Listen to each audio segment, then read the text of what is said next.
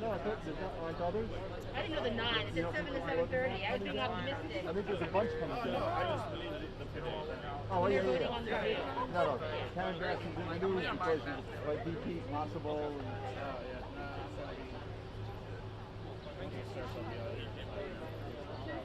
so maybe, did you know if anything's going on in the Supreme Court? Yeah, I may walk over right to that. But there are like small business, copyright claims. Like they're handing out the suit. Well, look, I don't really like it. Yeah, I'm going to at least walk, make a little bit of a walk just to double check before I can always go and walk to the hard end. Yeah. They're not dealing with immigration.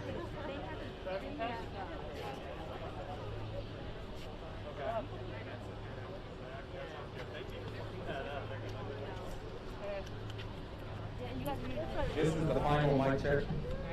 Mic check 1, mic check 2. This is the test of the audio system here on the Capitol steps. Please check your audio levels at this time.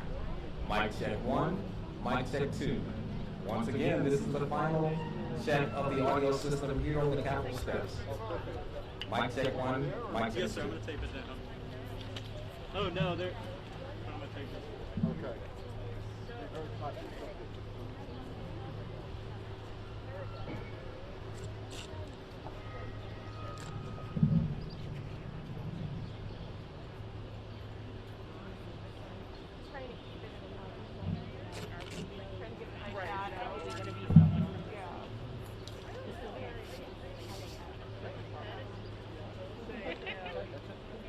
All right, Mike.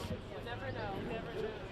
Technology is its own thing. It's like I'm fun to catch a maybe this is you. Yes, sir. You can't take this now. I'm Joe, and in a week, Alex, yes, sir. Yeah, they Yes, do. I remember that. Whenever I was cycling around.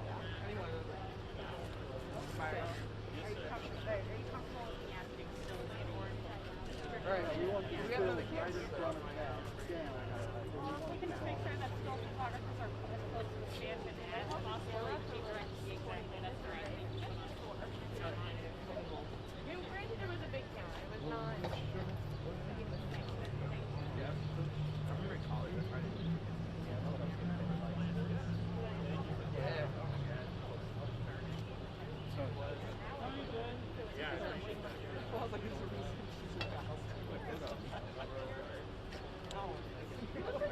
Well, but this is all they had at Looking On.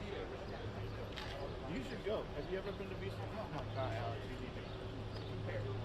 You ever smoking like cigarettes, drinking coffee, and time? It's not medical. I've never been good at this. It's not smoke. Yeah. I learned all that stuff from Ian. I already like very resentful. Like the irony of let's keep that No. Literally, that's how I was when I graduated college. I played sports all the way up there. And so by that time, like, I was so over workout, or like just higher summer and everything. Shit. I get like 3 pounds. Like, nothing. Yeah, it's because I just like literally did not exercise and like working out all the time. So, can't do that anymore. Can't leave that lifestyle. Right. I know a lot of people are Love to hear what glasses. I was so happy because I did not. I remember one time My goal. I was like, I'm not trying to. years ago when I said I was letting him do something, and then I was thinking like summer. Yeah, that was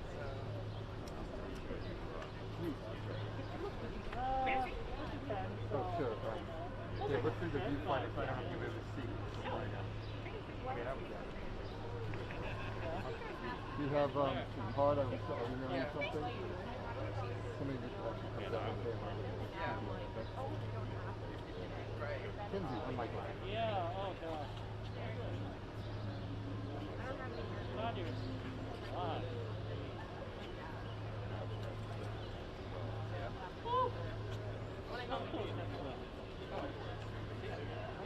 Did something last time. Yeah.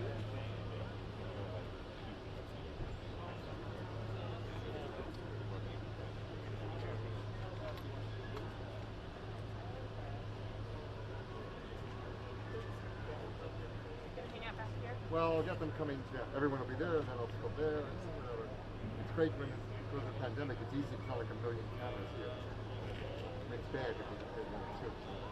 Good in that. I'd rather there was no pandemic. Sure.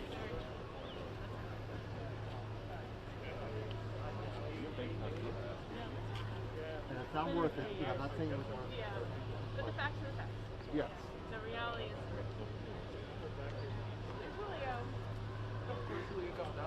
we're all like, Ignore.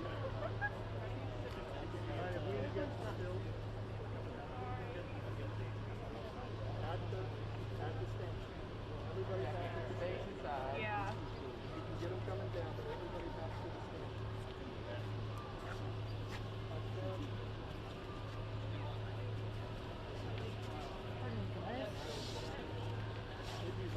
Oh, they're coming down. There we go. I'm very organized.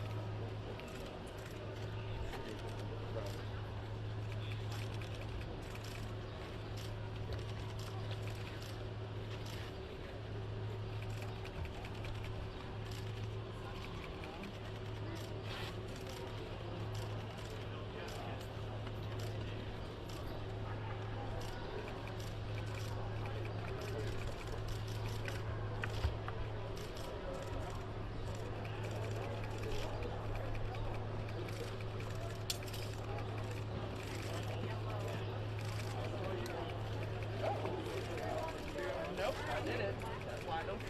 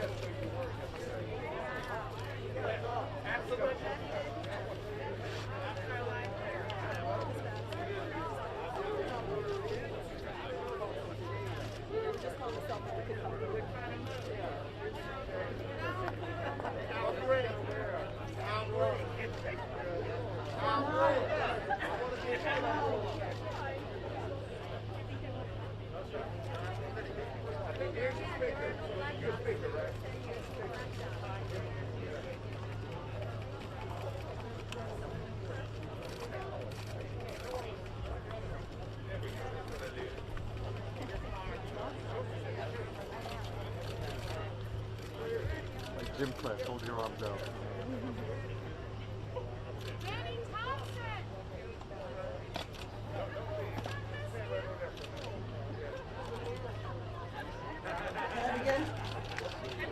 Good morning, everyone. Good morning. Today is a glorious day because this is the day we pass legislation to transform policing in America. This year, I have the honor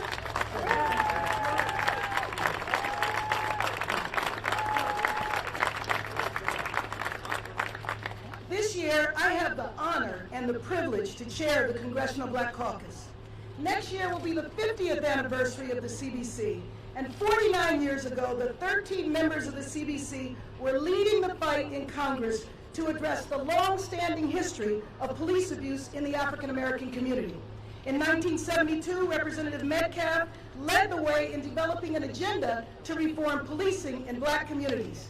It is in their memory and it is on their shoulders that all of us stand today, not just the Black Caucus, but the entire Democratic Caucus as we join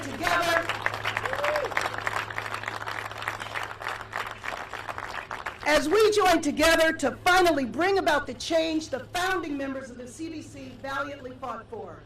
Although black Americans have had to deal with police abuse, murder by police officers, since policing began in the United States, it was not until the advent of the cell phone camera that the stories of police abuse were finally exposed to the world.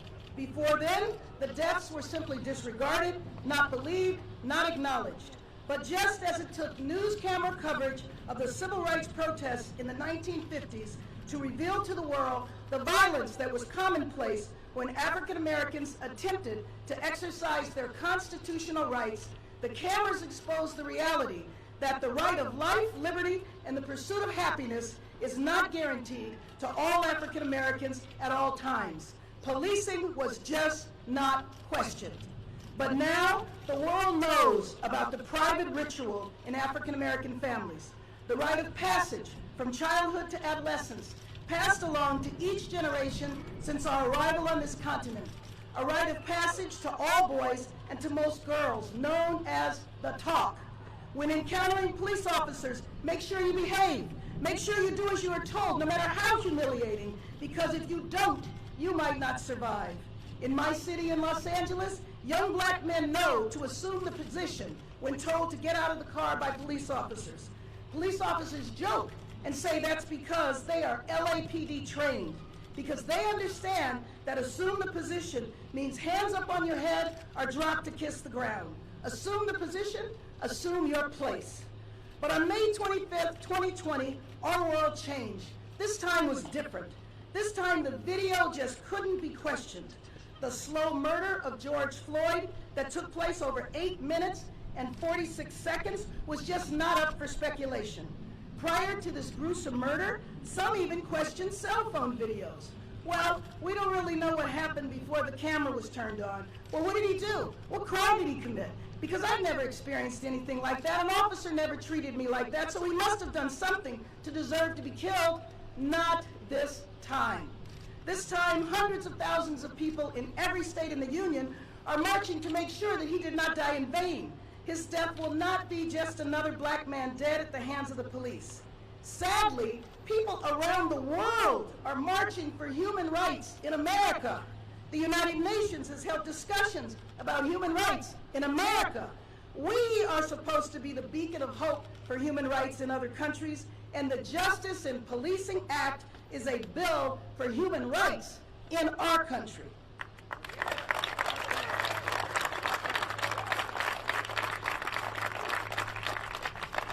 And to respond to the cry of hundreds of thousands who have marched every day since his murder, so we will never forget his name, George Floyd Justice in Policing Act establishes a bold, transformative vision of policing in America that ends police brutality, that ends racial profiling, that ends the practice of denying Americans the ability to sue when they have been injured, and gives local jurisdictions the power to fire or prosecute offending officers, that bans chokeholds, no-knock warrants, and makes sure officers known to be abusive aren't able to travel to different police departments after being fired.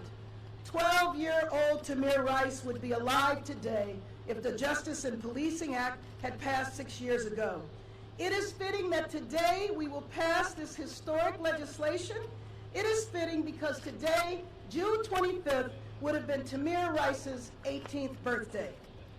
A profession where you have the power to kill should be a profession that requires highly trained officers who are accountable to the public.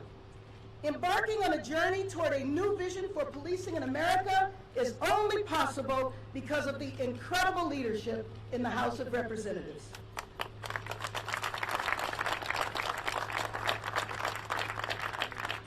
Speaker Pelosi has said she wants to see a bold, transformative effort, and that is exactly what Justice in Policing will do. Madam Speaker.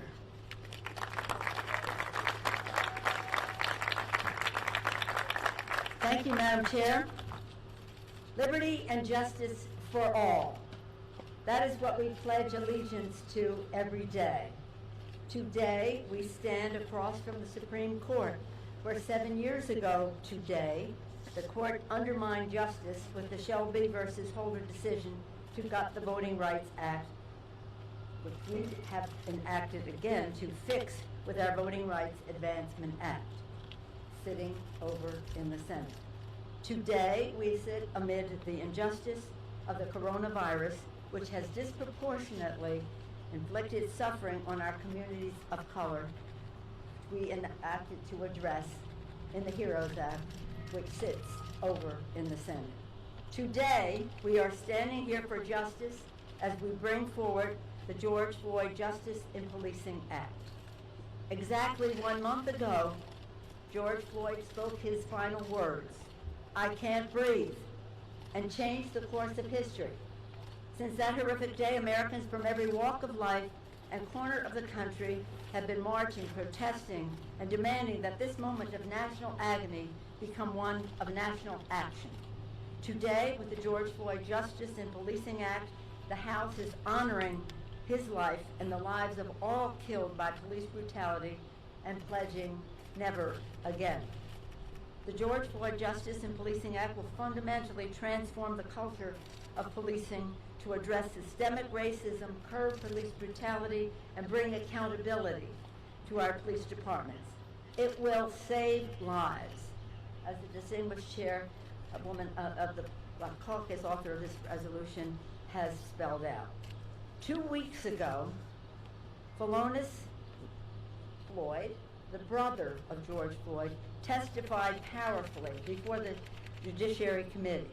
He said then, "The people marching in the streets are telling us enough is enough. Be the leaders that this country, this world needs." He went on to say, "George's name means something.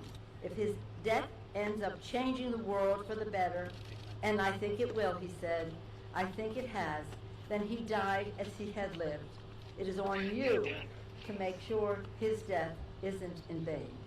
Today, we have the opportunity and the obligation to ensure that his death and the deaths of so many others are not in vain. When we pass this bill, the Senate will have a choice to honor George Floyd's life or to do nothing. I thank the Congressional Black Caucus for bringing us together on this historic day as we prepare to pass, once again, the George Floyd Justice and Policing Act.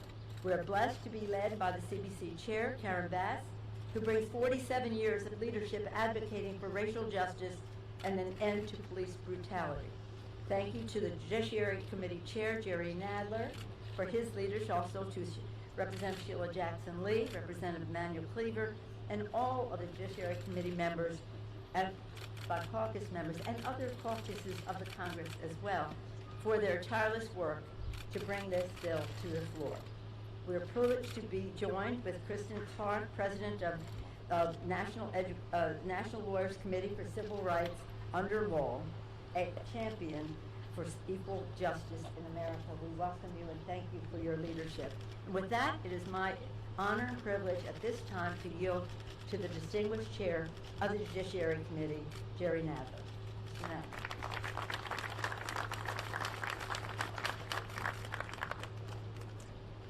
Thank you. More than 20 years ago, I marched in New York after Amadou Diallo was gunned down with 41 shots by New York City police officers after reaching for his wallet.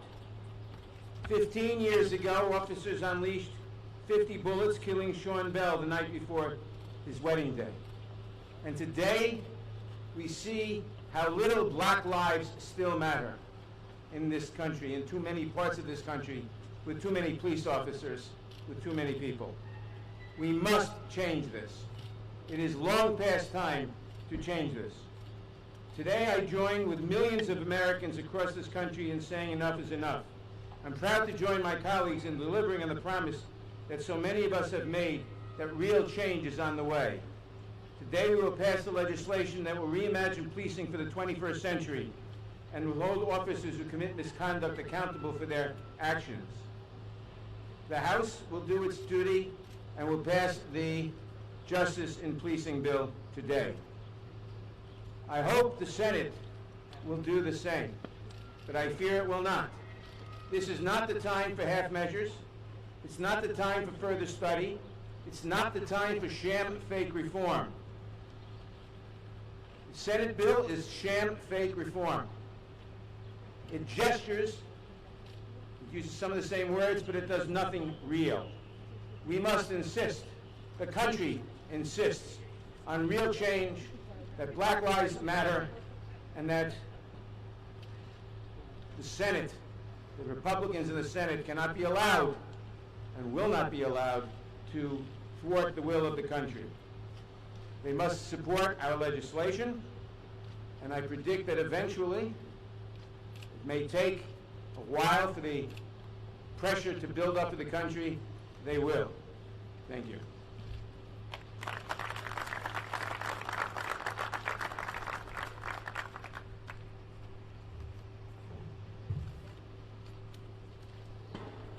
Little Gianna said,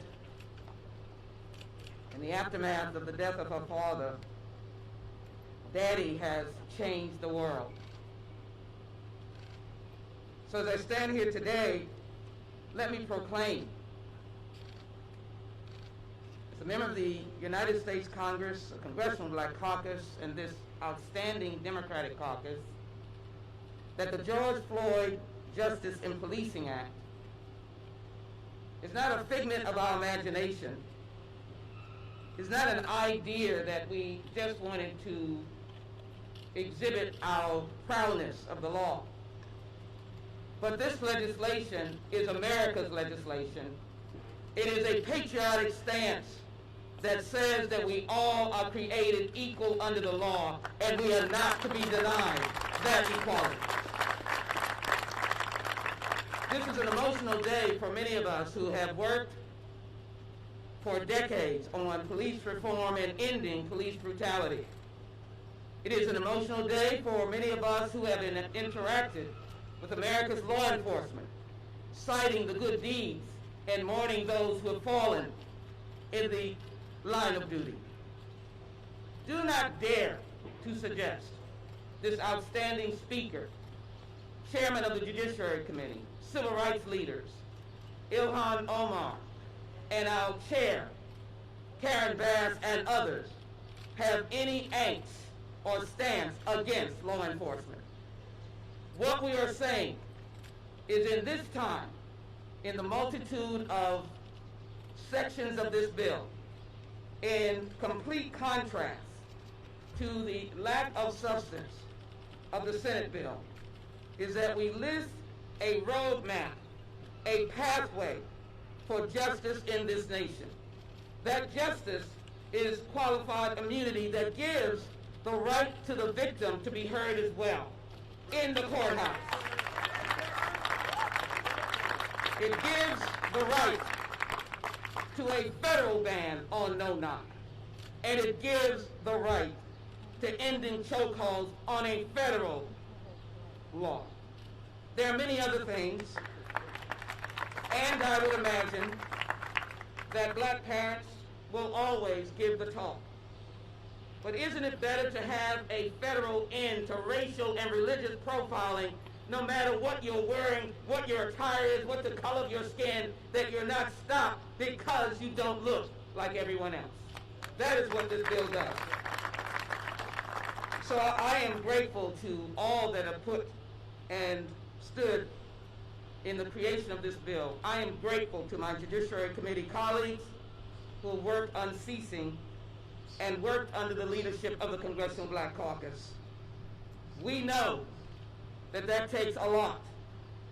And as it takes a lot, we have come to this day to answer the call of a little girl who understood too soon that her daddy would not be with her. And I am grateful that we are here today to be able to say that, Gianna, we know that Daddy has changed the world. I don't want to leave these families out as I close. I want you to know that the mothers of Eric Garner, Tamir Rice, and the father of John Crawford wanted you to hear these words. The unjust killing of a loved one, especially at the hands of law enforcement, is a pain too many families have been forced to endure. We are proud to support this effort because it's the right thing to do, from banning chokeholds to eliminating no-knock warrants. This bill will hold officers accountable to the communities they serve, and yes, compel them to have a guardian mentality, not a warrior mentality.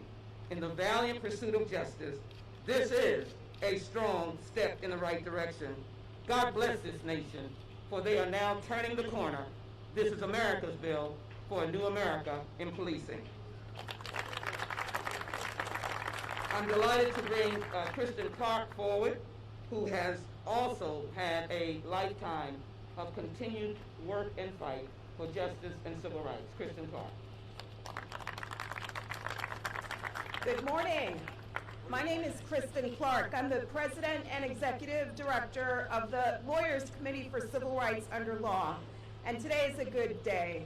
I'm here today to sound the alarm on the urgency of passing the George Floyd Justice in Policing Act, which the Lawyers Committee is proud to endorse, and to thank Speaker Pelosi, Representative Bass, Leader Hoyer, Representative Jackson Lee, Representative Nadler, and Representative Cleaver for moving with all deliberate speed to bring this bill to a floor vote today. The killing of Mr. Floyd a month ago resounded with millions of people across the country and across the globe who have united under one banner and under one simple and unbridled truth: Black Lives Matter.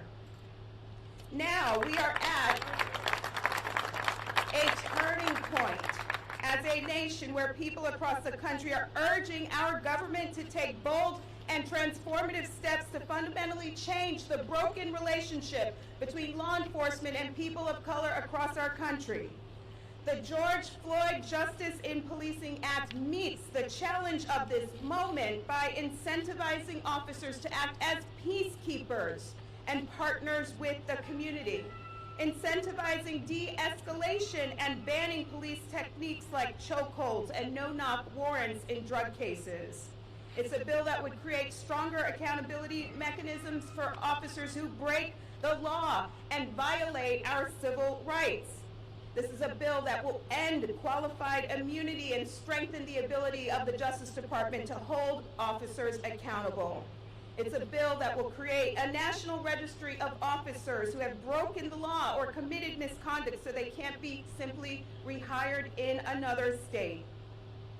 In moving testimony from George Floyd's brother, he said George wasn't hurting anyone that day. He did not deserve to die over $20. And then he asked if a black man's life is worth $20. Tragically, even as this bill is being considered, our nation mourned the killing of Rayshard Brooks, an African-American man shot and killed by a police officer in Atlanta who was in the process of arresting him after waking him from sleeping in his car in a Wendy's parking lot.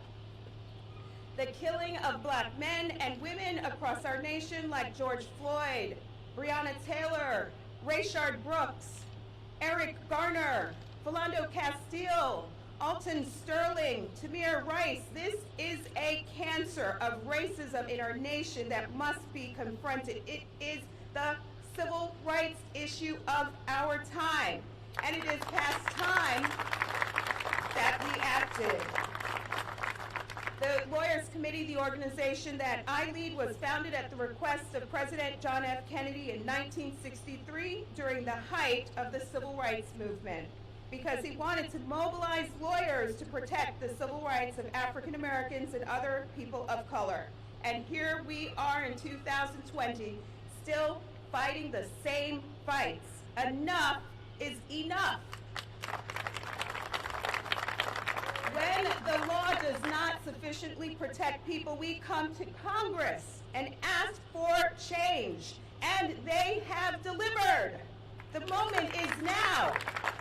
We ask that you all support the George Floyd Justice in Policing Act to ensure that people of all races, colors, and creeds have the right to equal treatment and protection under the law, so that we can all live up to our nation's most cherished principles. Thank you.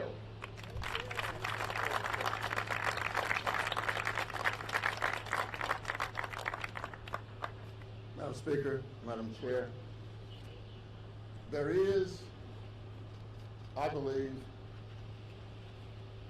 a suicide gene in all nations, but particularly those who cherish their freedom. It is the responsibility of each new generation to move with haste to push back that gene. And that is exactly what young people all over this country have been doing. I stood up in Kansas City, Missouri, in front of thousands of young black, white, and brown young people saying they wanted change, and they wanted it now. I almost wept when I stood up and looked out at all of those young people, and the majority of whom were white. What they are saying is, this is not a black issue. This is an American issue. And they are condemning the adults for having not done anything. Now, let me just say that I sat up last night. I live in the Methodist building right across the street, and I was reading out of a book that I actually read. And stumbling through the 5th chapter of that book, I saw the words, "You are the salt of the earth. But when the salt loses its flavor, it is of no good to anyone." Congress has been looked upon by these young people as the salt of this nation. And if we lose our flavor, if we lose our commitment to change, if we lose our responsibility to listen to what they have been telling us, then we are of no good to anyone in this nation. Now, let me say very clearly, I will not, we cannot succumb to congressional timidity. We will stand this time stronger and tougher than we've ever stood before. We are ready now to respond to these young people. We will be the salt of this nation.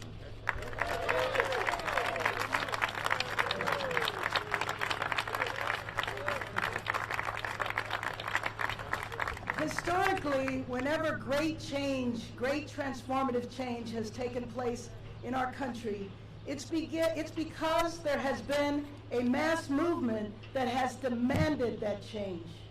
George Floyd was killed in Minneapolis, Minnesota, and that was the beginning of a new chapter in a long history to transform policing in America. And I want to acknowledge the representative from Minneapolis, Minnesota, who is with us here today, Ilhan Omar. She was here today. So, she is presiding on the floor exactly where she should be. That movement started in her city, and we're going to make a huge step forward in that movement today because 231 members of the Democratic Caucus have co-sponsored the George Floyd Justice in Policing Act. We're going to go forward now on the floor and begin the process of transforming policing in America. Thank you.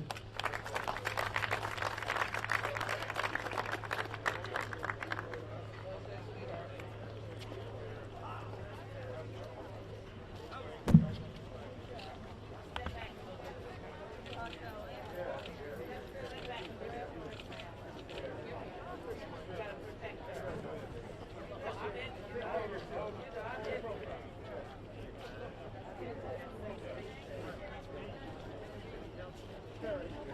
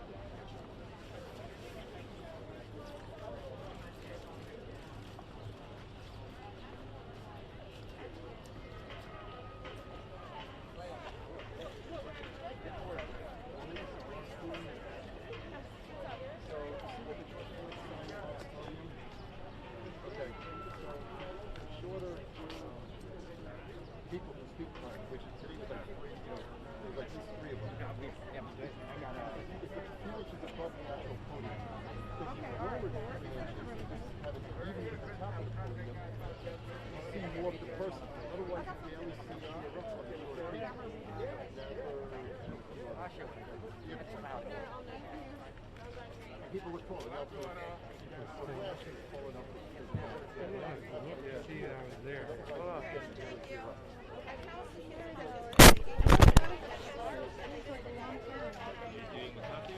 Yeah, we call him our turn today. You Yeah. can hang longer. Sharon, can I share you for a second And after he are you finishes? doing for 3:30? Yeah. Yeah. We'll stick Alex, around it's today. good to meet you again. Hey, good seeing you Alex, guys. good to see you. Good to meet you as well. See ya.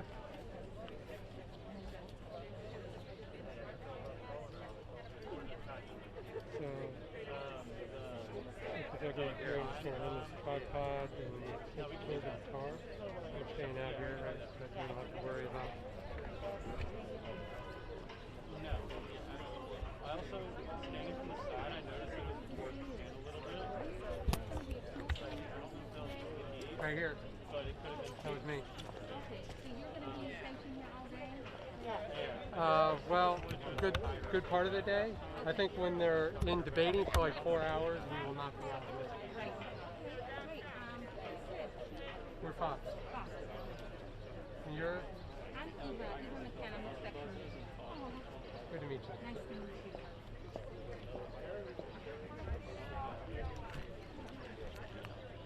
I might try to get some Kentucky lawmaker interviews today, and I'll just maybe shepherd them towards the camera. Is that how it can work? That's what I did it with ABC and NBC. Tried to figure out what. You can also, you are allowed to have unilateral camera that the triangle or over area over there. So if you want, like, it just depends because since there's rules on me, we have everyone submit stuff, and so we have to get like all kinds of answers. But we can, if you bring them up and like it's not busy, then we can do it. And I'm sorry, where are people submitting stuff? Through email. It goes out to the pool chain. Okay. Someone on your desk probably gets them. And so you've received like a bunch of requests already? Yeah, from the network. Okay.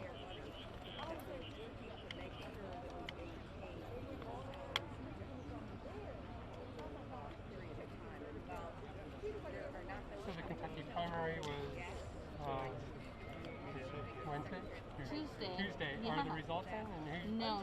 No? I don't think we're expecting them until next week because of all of the Write-in or early mail-in? voting and mail-in voting, Yeah, I know could be a tight race between the Democrats to run against McConnell. Yep, for sure.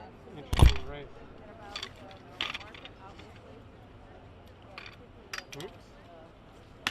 Saw that the woman who had like no response to like July, she was not like joining the protest. Yeah. She said like I had other things, like family things. Yep, in the debate. You know, I watched that did not debate. work well. I watched that debate and it didn't really it didn't resonate with me. But then seeing it replayed over and over in the way that it has, it was like, oh, that was pretty bad. I have a bottle. So. Yeah, can I get you? You should trade off. I don't want to make anybody do that. Whatever do you know what time you think you will be here today? I think the plan is we're going to be out here until noon or so. Okay. And then I think they're starting debate, and it's like debate's like 4 hours. Yep. So then I think we're going to be back out until 4:30. That's when they would start voting. Hey, how you doing? I was Like on waiting the to bill say hi. itself. I've got milk. Caroline's the co-producer. Okay. And just double check with her. Okay, sounds good. It's sort of a loose plan.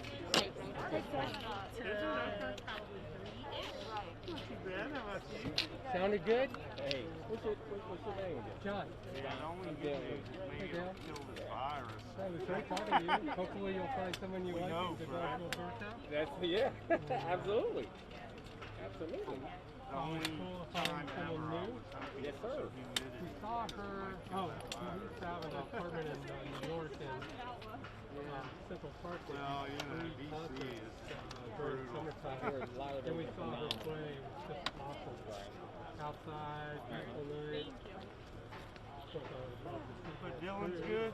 Yeah, he just went back to Chicago. So he's taking over for the back and forth. Any of them. You know, Have you heard when they're leaving next week? Because they show great, No, I don't. I haven't. Yeah, absolutely. Yes. Yeah. Okay, so Thursday. love it. They got 3 days to get it. Oh, no. I wish. You know, back when I was in school, when we were kind of up there, there was For real? yeah. You had to take, like, years you had to play an instrument in the school band. You had to take a rhythm. Yeah. So I ended up in choir, which I really loved. Loved singing. So, Good to see you. Bye-bye. I have a little 45. My sister, who like, had 2 older sisters, Okay. like 15 years older. Okay, yeah. Play all their 45s, the Beatles, and I had hockey teams. Oh, my goodness. No, my parents not. Probably they never wanted to see me play Right. because of that. Wow. I tell you one thing, you have a very, very deep knowledge of music. I mean, even more so than some DJs. And of course, being a DJ, you know, but your knowledge and depth and it's just awesome. Love music, love all kinds of music. That's Down awesome. in New Orleans. Yeah. There's a great festival before Jazz Fest down there called the French Dance Festival. Okay. They set up magic stuff. There's 22 stages they set up around the French Quarter on the street, on the park, on the river. It's mostly all local bands. All free. Goes on for like 4 days. You wander around. And they have every genre of music out there. Okay. And it's like right at the beginning of April, so the weather's really good. We're going to stay up. The street around Right. Exactly.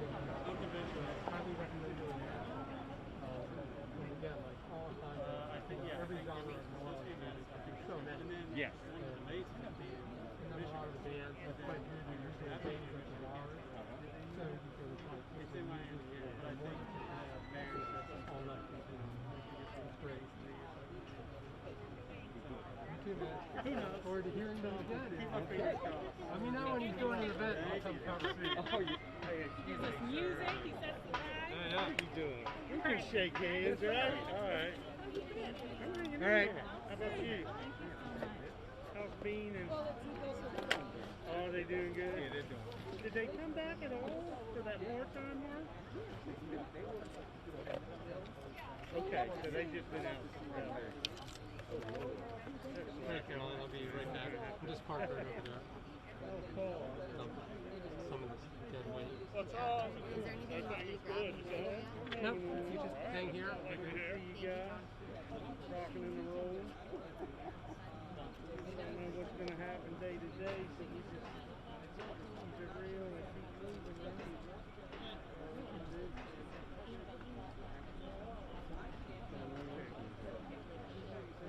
Thank you.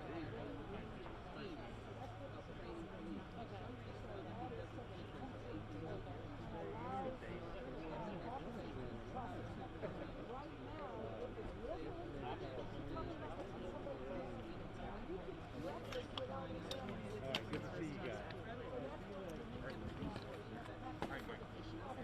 Are you already done? Thank you for your help. I appreciate it. Glad you.